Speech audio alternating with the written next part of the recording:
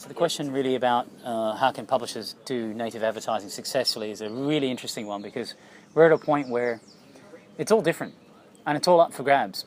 Now the challenge with this in the industry is this, in my opinion, is that it's a relationship today, it's an exclusive relationship with one brand, one publisher, and then we move to another brand, another publisher. So it doesn't do it at scale, and people are looking for native at scale. It doesn't exist. It's called advertising, so enjoy that.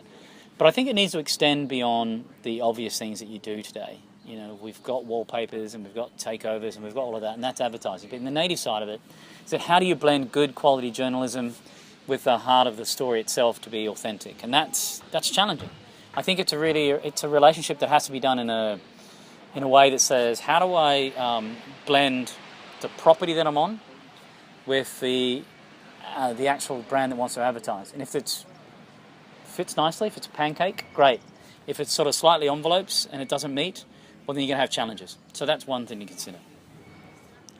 The other thing about native advertising that I've seen, here's a good example. I can't remember the site it was on, but I'll give you an example of what it was. Mattel went into this real estate site and they did a gallery of Barbie's house on a real estate site. So they showed the cost of it, where it was actually located, and it was expensive.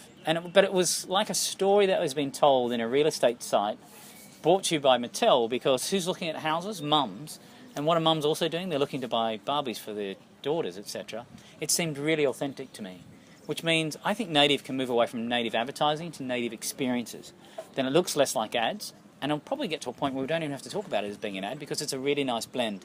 But we're miles from there today. So it's about experimenting that's authentic between the publisher and the content, the brand and the content, and can you actually participate in ways that feel like it's more authentic and it's unusual. But the challenge with it also means custom.